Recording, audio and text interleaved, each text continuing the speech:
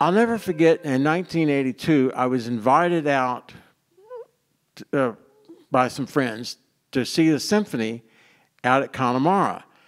I said, the Dallas Symphony is going to be way out in Allen? I knew how far Allen was in those days because Central Expressway was a little bitty road. And it was just, I'm thinking, why in the world is it the Dallas Symphony way out there?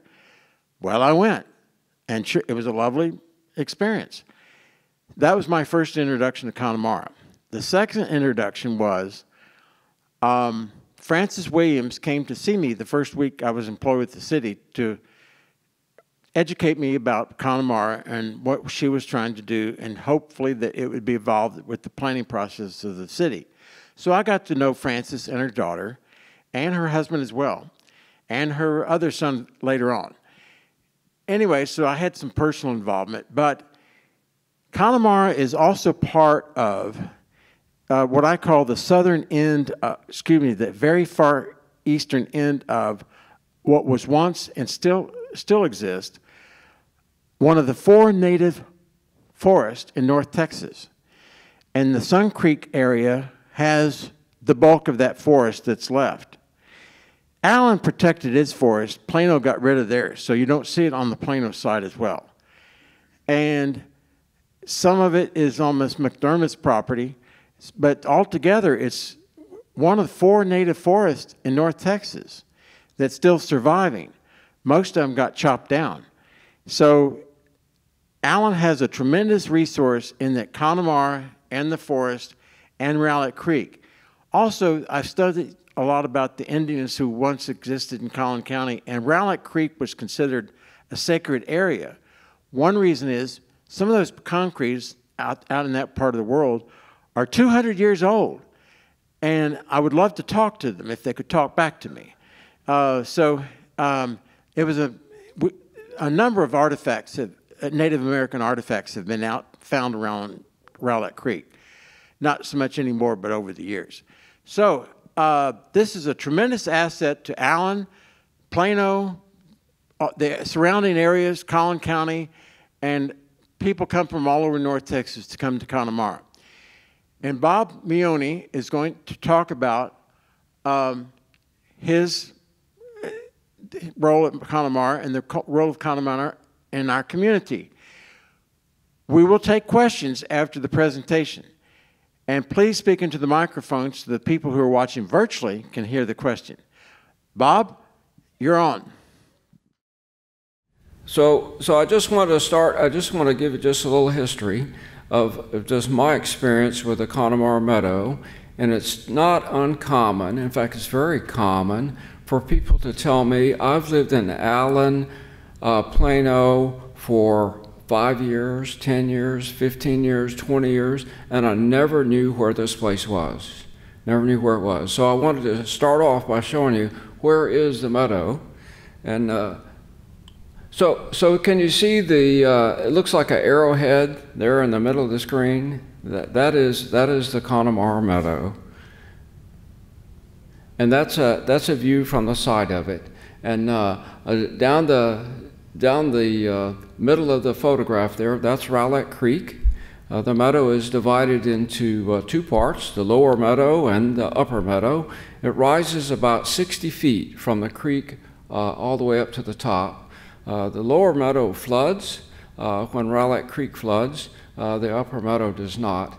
And to access the meadow from the Alma parking area, you cross this bridge.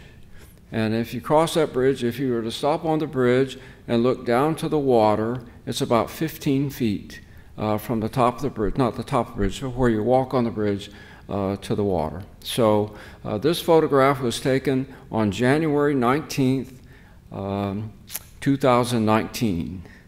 This photograph I'm going to show you next was taken on January 19th, 2012. That's what happens when it floods in the meadow. And so the water comes up very, very rapidly and goes a long way. You can see it's about 18 feet from where it normally is. So if you were standing in the lower left-hand corner of this photograph and turned 180 degrees, like I did on the day I took this photograph, that's looking back into the meadow. That's what it looks like January 19th, 2019. This is what it looks like when it floods. Floods big, floods big. And what's happened is, since when I first started coming to the meadow in 2008 until 2016, it flooded about every 15 months. I used to be able to tell you the exact date that it flooded. Starting in 2016 and forward, it floods about every 7 months. And the main reason for that is that the Rowlett Creek starts in Frisco, and 2016 was kind of the benchmark for when Frisco really got concreted over. The Dallas Star was completed in 2016. So all of that, all of those properties up there that used to be wheat fields are now parking lots or buildings and whatever. And the city of Frisco is very proud of how fast they can get the water out of Frisco. And they dump it into Rowlett Creek, and it comes rushing down into the Rowlett Creek and then into the meadow. Okay. So I want to go back. I told you where it is, so now you can't say, oh, I don't know where the meadow is. I just want to give you a little bit of a history about, well, how did all this come about? So if you go back to when the lady in charge, if you will, is Frances Montgomery Williams. Frances Montgomery, when she was a child, she was born in 1924. Her parents had come here in 1919. Her dad was into construction, and he wanted to be a gentleman farmer. He was very successful in construction. And so they were touring with some of their friends north of where the meadow is, and they came down south to the headwaters of, not the headwaters, but where Waters Creek and Rowlett Creek converge. And imagine what that looked like. And that year was 1945. Imagine what that property looked like. It was farmland. It had those beautiful creeks through there with all those native trees and such. And so if you stood at the corner of Bethany and 75 and stuck your arms out north and south and looked west, they bought 500 acres right there, 500 acres. So that was a sizable piece of property in 1945. And so they lived in Preston Hollow, and like Tom said, they would come way out to the country. They had a little old little ranch house out there. And so all through the 50s, it was a place where the kids would come. Frances got married. She married, obviously, somebody with the last name of Williams. They had 6 children. And they just, that's where they would come for the weekends, tried to raise horses, they rode a lot of horses. And so when Frances' father passed away, she inherited the property that is now the meadow. And she just loved that property, and she loved the open space, and she loved staying out at the ranch house. And in about 1970, 72, they're out at the ranch house, and they look west one evening, and they can see the lights from the football stadium at Spring Creek in Plano. And they go, she says, wow, you know, it's encroaching here. The city is encroaching. I would really like to protect this property. And there weren't a lot of instruments at that time, legal instruments, to protect the property. And one of the things that she was afraid of was the city of Allen or the city of Plano would incorporate her farm into the city. And at that time, there was no such thing as an agricultural exemption. So if you got incorporated, you got city taxes big time. And so she wanted to protect the open space. She wanted to avoid the taxes. So she started noodling around about how best to do this. And by 1976, she figured out something called a conservation easement, one of the very first ones in Texas. And she was able to put that, she formed up Connemara Conservancy Foundation, a nonprofit, and able to protect that property with a easement at that time.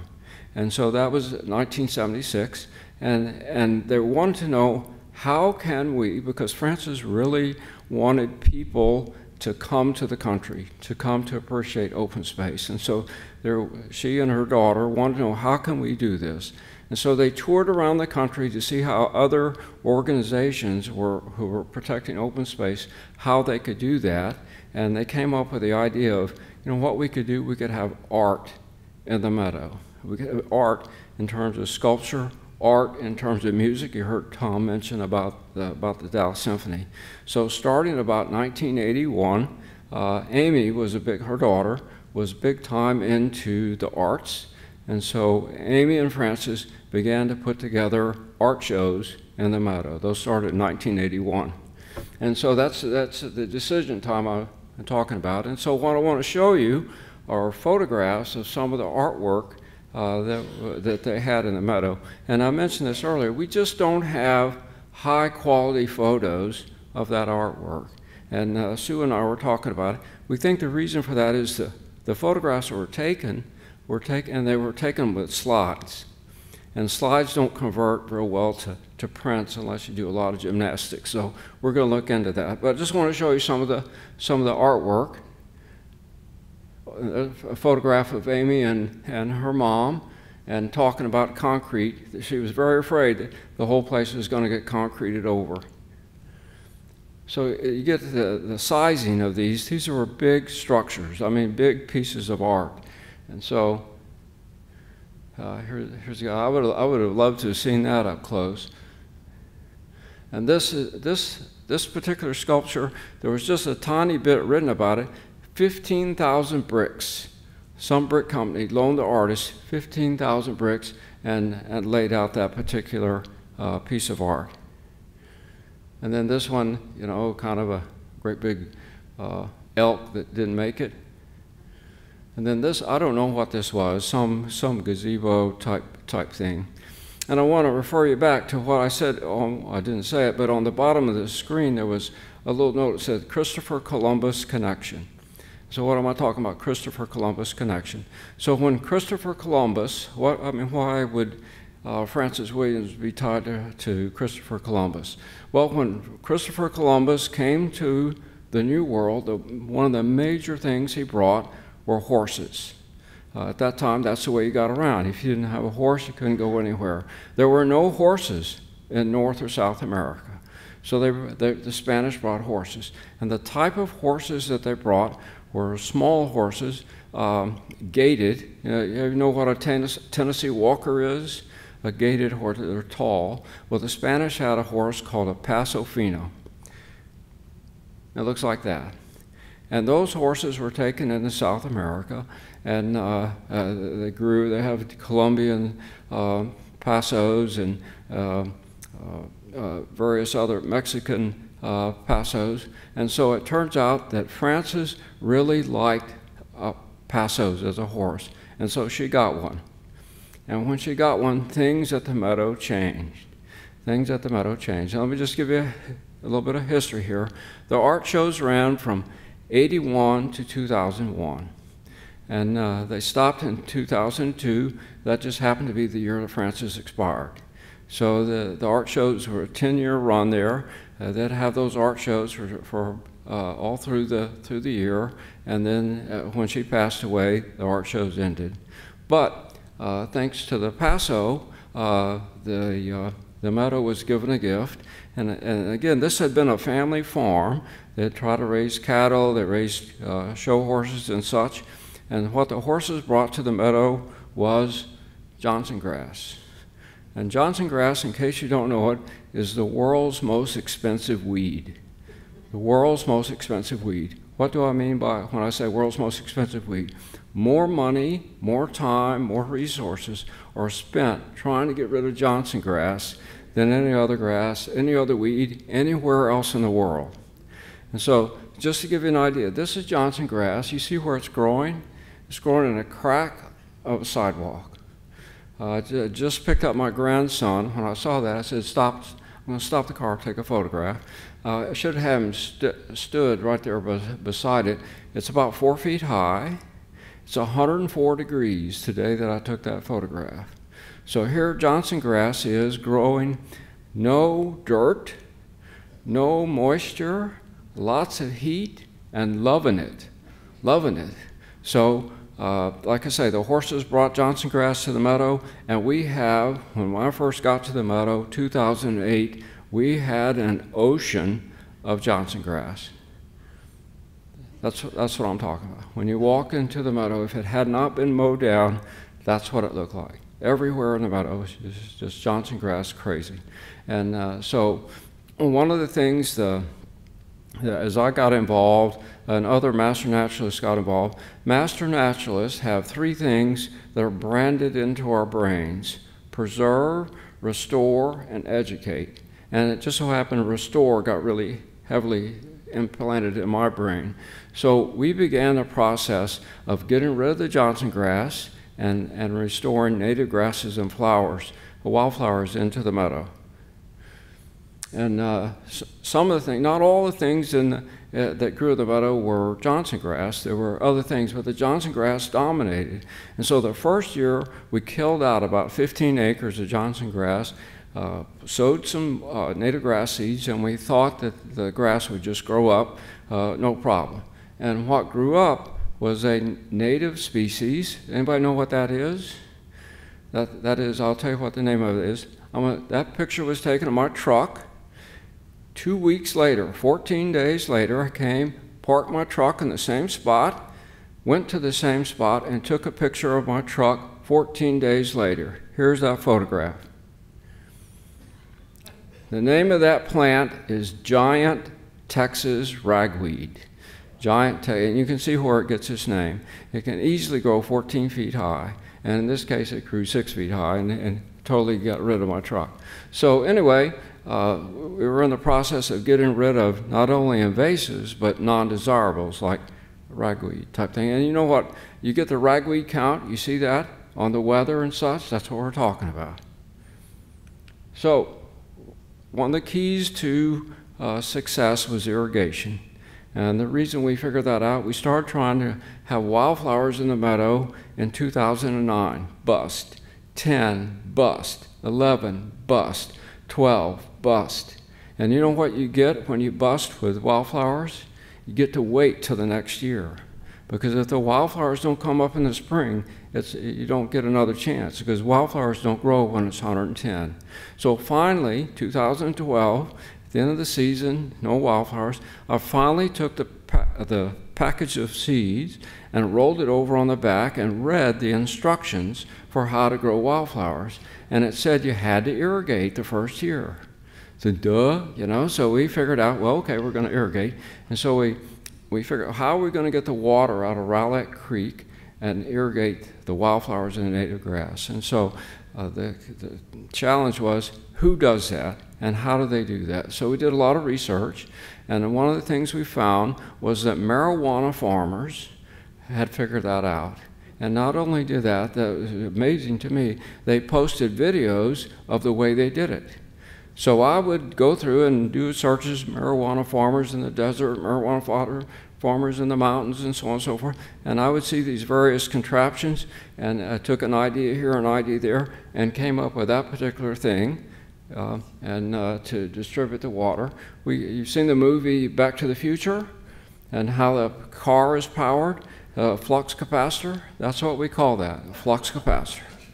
So we hooked the flux capacitor up to a trash pump, which is not designed to irrigate. It's designed to pump water out of not wells, but out of cellars and ditches and such, so people can go about their business. Not designed as a irrigation pump, but we figured out how to do it, and we started irrigating. And that's one of the systems that we laid out to irrigate. In this particular case, we're going to grow some native grass. To get to bare dirt like that takes 15 months. Had 2 springs. You have to start in January and work through the following March before you can do that. And the reason for that is you have to get rid of the seeds in the seed bank. So 15 months later, we lay out the irrigation system. That's what it looks like when it's going. And we figured out that the size of the water drops made a difference with the seeds in the ground, because at first we had used these little reciprocating sprinklers, you know, type stuff. And what we couldn't figure out was the seeds that were closest to the sprinklers came up, but the seeds that were further away, where the water really got to, did not come up. It took us a little while to figure that out. And what it was where it was close, where that little reciprocating arm was busting that water up, the drops of water were very small, and they didn't disrupt the seed when they were coming up, as opposed to the big ones. So we had to go to these type of situations. Let me just pause and say thank you to the City of Allen for the grants that they have given us to allow us to buy the pumps, the hoses, the pipes, the risers, the sprinkler heads. We couldn't have done it. So anyway, we get this set up. So this is a photograph of one of our volunteers, and this is a photograph of the same lady in about the same place 1 year later. So we had figured out finally how to grow grass. And I have to tell you, that doesn't always look like that. Sometimes we work all through the summer and it looks just like bare dirt again. We can't figure out why that happens, but it happens. And so we also figured out how to grow wildflowers, and we grow wildflowers now.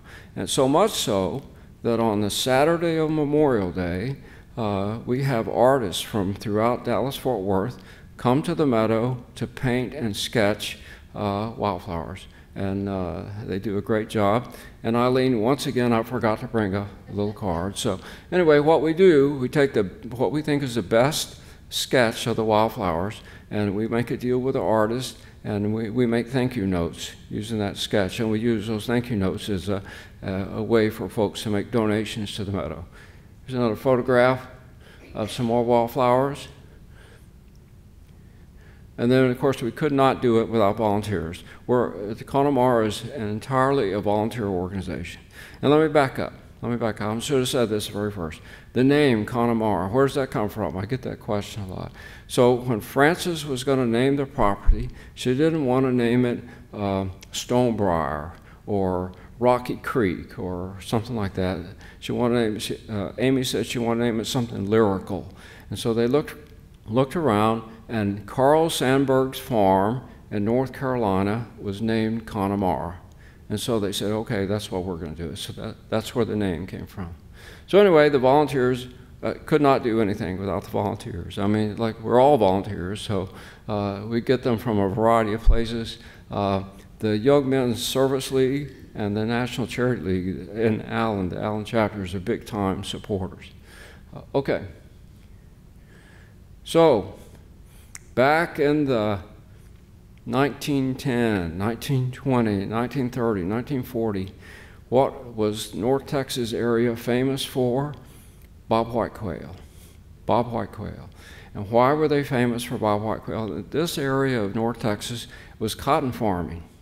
And bobwhite quail love cotton fields. They loved cotton fields. Back then, in the 10s, 20s, 30s, they didn't take care of weeds with chemicals. They took care of weeds with a hoe. You heard the expression, that's a long row to hoe. That's the way they got rid of weeds. Well, they didn't get rid of all the weeds. So inside a cotton field, the cotton itself provided cover for the quail, but inside the cotton field were weeds, which provided the seeds, and also provided, there were all sorts of grasshoppers and other insects, very important for the quail. So the North Texas area just had tons and tons of quail. And so as it grew up and cotton farming went away, the bobwhites went away. Just one more thing I have to mention. One of the other reasons that the bobwhite quail love cotton fields, you couldn't have a cotton field without a cotton farmer. And cotton farmers had chickens. And so when a cotton farmer saw a skunk or a coyote or a hawk or an owl, they shot it.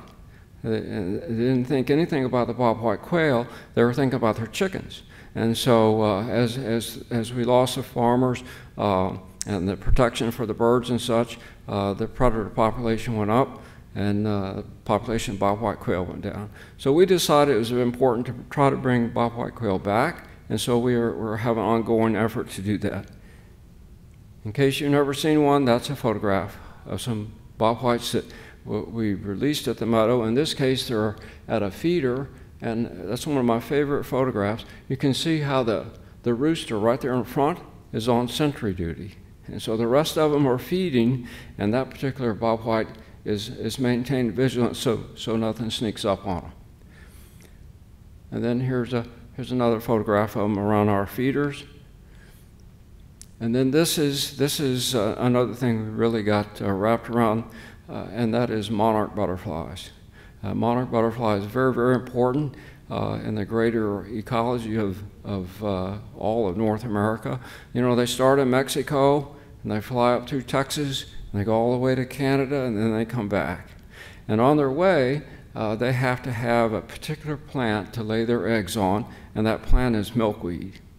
And again, back in 2008, 2009, there probably weren't 50 milkweed plants in the entire meadow. So we had a program increase the number of milkweed, and we have done that.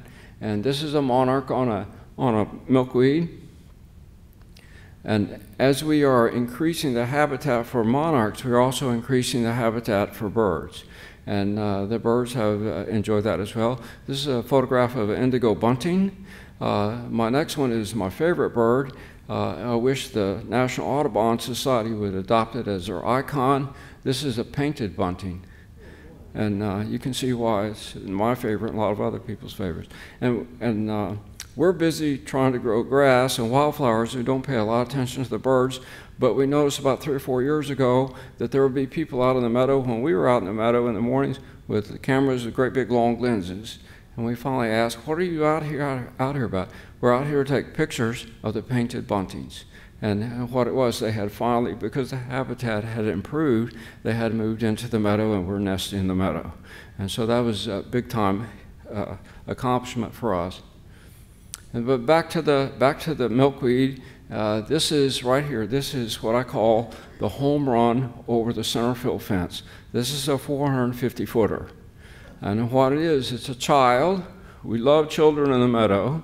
It's milkweed. We love milkweed in the meadow. And right there in the middle, can you see the caterpillar?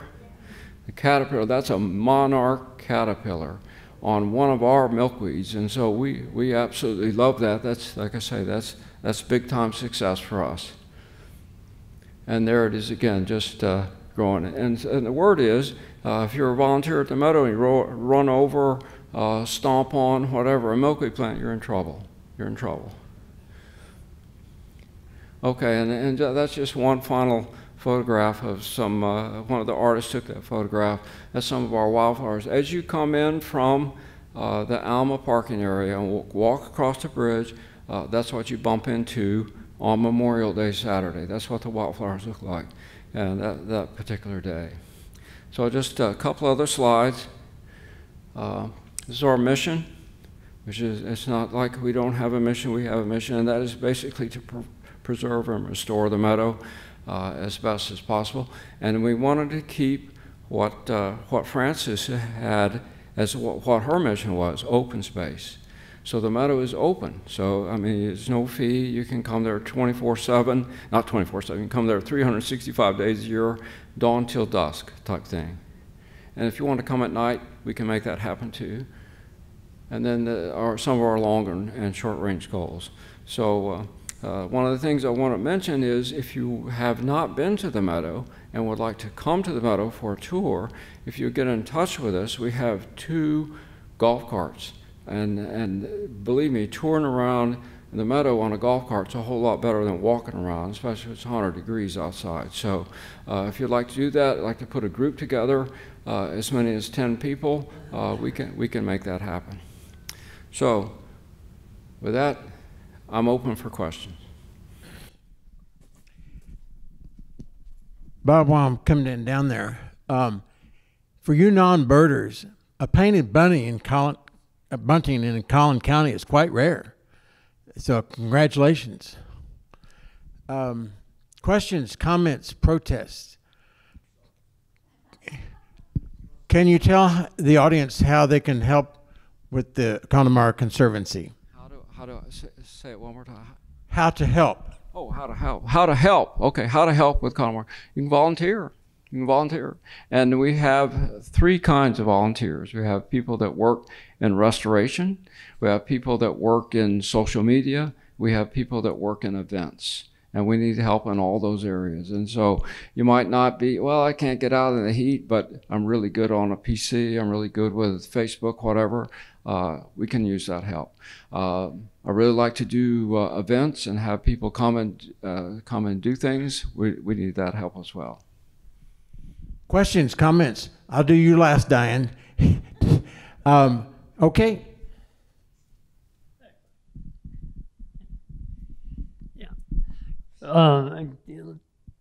We're restoring your quail. Is that drawing in predators? Bobcats? You getting bobcats or anything like that with all the quail running around down there? I think the question is, do the bobcats interfere with the quail? Oh yeah. Yeah, you know, the challenge when you have a nature preserve versus if you had private property. If you had private property and you were trying to restore quail, you know, the bobcat might meet a different fate.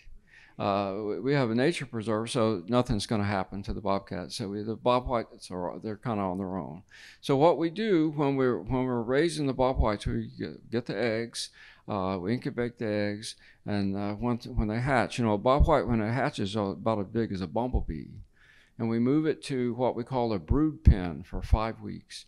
And we put about 25 of them in this brood pens. And what we do is we have the people doing that, we have them record the call of a Cooper's hawk. And every once in a while, we'll have them play that Cooper's hawk call. And that turns on the DNA inside the quail's head. And the correct response is to freeze. And so we do that often enough. And so whenever they get that. And then what we do is we move them, after 5 weeks, we move them to what we call a grow-out pen, which is, you know, about 10 by 20 or so. And we have them in there. And then we get dogs, little dogs, Jack Russell Terriers are the best, and we put them on a lead, and a strong lead, and we get them in there and we let them chase those birds around. So they develop a fear for the dogs that they might not normally have. And besides that, it gets them flying around and gets some exercise and such. So we do as much as possible to prepare them for what's going to happen when they're released. And a bobwhite quail, normal life expectancy for a bobwhite quail out in the woods is 6 months. So if we can get our quail to live longer than 6 months, then we think we're successful. Isn't that fascinating? Questions, comments, protests? Thank you. I got a couple questions. So you maybe said it, and then you talked about the family bought 500 acres, but how big is the actual Connemara area? Okay, so I'm sorry, I didn't mention it. 72 acres. Oh, 72 acres. 72 okay. acres. And then did they leave any like money or endowment or anything to help maintain all that, the family? Not that I'm aware of. Nah. Not that one. What happened when they were first going, there was evidently some money available, and it all got spent. And just a personal comment on me, they hired an executive directors, and I think what those people got hung up on was the title executive director, as opposed to what their mission was as executive director, which was fundraising. And you can quote me on this, none of the executive directors that they had hired did any effective fundraising. And so if things change, we would not hire an executive director, we would hire a fundraiser. Questions?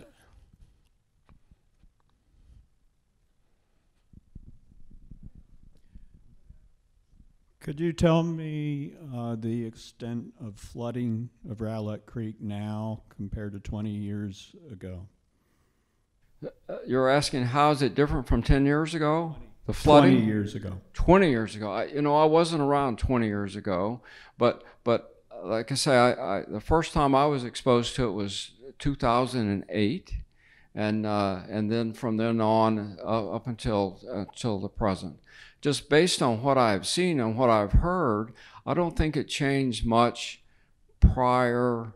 In the 80s, I don't think it was any different. And in the 70s, I don't think it was any different. And the reason I believe that is because where it starts was not developed. And it's where the source of the creek is. If it gets that heavy influx of water, then we're in trouble, because it's going to be draining in as the creek comes down. But you just can't imagine how much water gets poured into the source up in Frisco now. So I don't think it changed much from 20 years ago. Oh, I didn't know you were here. Sir? Hello? Yeah. Yeah. I would like to know if this is really black land, is what the soil is like. I live in Richardson, and the soil, you go down just about maybe 4 or 5 inches, and all of a sudden it's that caliche clay. Do you have to put up with caliche clay and all that mess up here?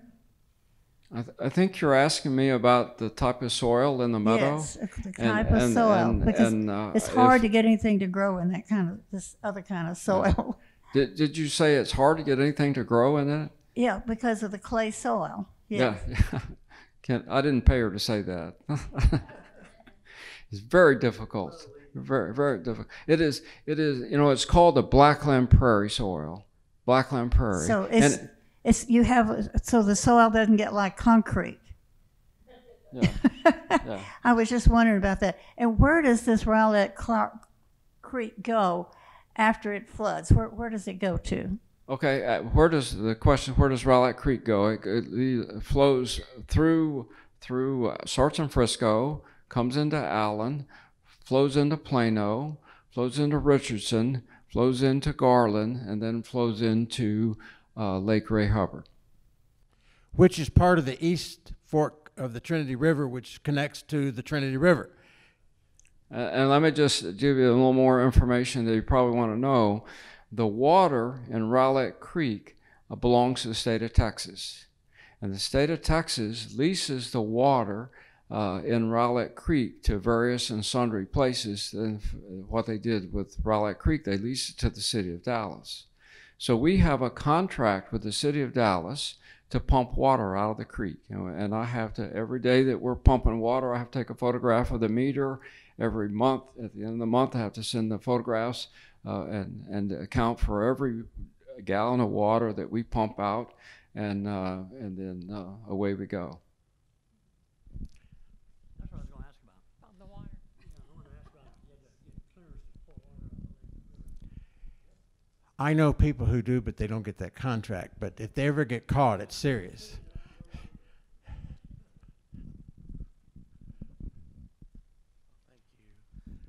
I was just curious if any of the surviving family members have had a chance to come back to see Miss Montgomery's vision of making sure it was preserved. Like, was there any, like, for example, the daughter that had the art, the loved art that you were talking about? Like, has any family members from the Montgomery Williams family come back to see and see what the vision is now? I'm going to say that again. I think what you're asking is, do the family members from the Williams family, have they come back and do they see what's going on and so on and so forth? Some. Amy, Francis' daughter Amy, last name Monnier, occasionally visits the meadow, but I'm not aware of any of the other family members. Her son, Francis' son, Philip, owns the property on the north side of the creek, and he has a tree farm over there. But other than that, I haven't had a lot of visitors from the Williams family. They had, no, I haven't. I just want to suggest that everybody in here read the book, Nature's Best Hope. Nature's Best Hope. A very short book, and it's what you can do in your front yard, your backyard, to promote nature and Great book. It's our Bible. While I'm walking down there to Diane, Frances taught me, and this is something that we did at the City of Allen.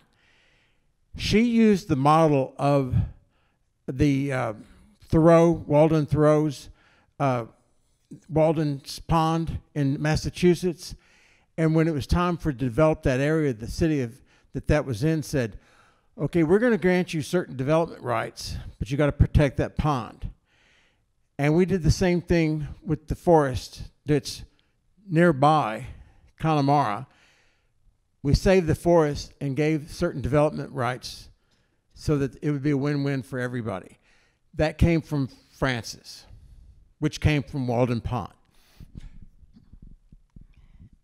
I wanted to know have you ever heard of buffalo grass? It's a Texas native grass that grows here, and it's tough as nails, as I understand. And it used to be out in the prairie up here. Like you said, this used to be just out in, there used to be nothing up this way. Anyway, I was wondering if you have any wildlife. I didn't hear you talk about the mockingbirds or the bluebirds or the cardinals or any type of other wildlife other than the little bobtails, quail. So do you have other kinds of, do you have possums and you have raccoons and I think what you're asking, do we have other wildlife other than the photographs that I showed? Yeah, we have the whole spectrum of North Texas wildlife in the meadow. All the insects, the skunks. The only thing that people have said they've seen foxes. I've never seen a fox. We have coyotes, bobcats, and an occasional white-tailed deer, a variety of birds. They have bird walks in the meadow once a month, and when they go on bird walks, they normally, a normal number of bird, different species they see is 45. So, so the total spectrum of wildlife. and your little ponds that they have out there, do they have any fish? Oh, I can't get there this way. She wants to know if there's any fish in the pond. Any fish in the pond? Fish in the pond. Oh, well, when the pond was there, yes, and and there are fish. There are fish in Rowlett Creek. There are bass and sunfish and catfish in Rowlett Creek. And it was amazing to me. When it floods, I thought, well, those fish get all washed away. But what expert told me, what the fish do is they go right down to the bottom when the flood comes, and they just stay right on the bottom, and the flood goes over the top of them. And then when the flood is over, then they're great. I was down where the suction hoses get into the creek the other day, and there were some fish beds and bass right there. I thought, man, I need to bring a fly rod down here and do some fishing right here. Bob Meoni, thank you so much.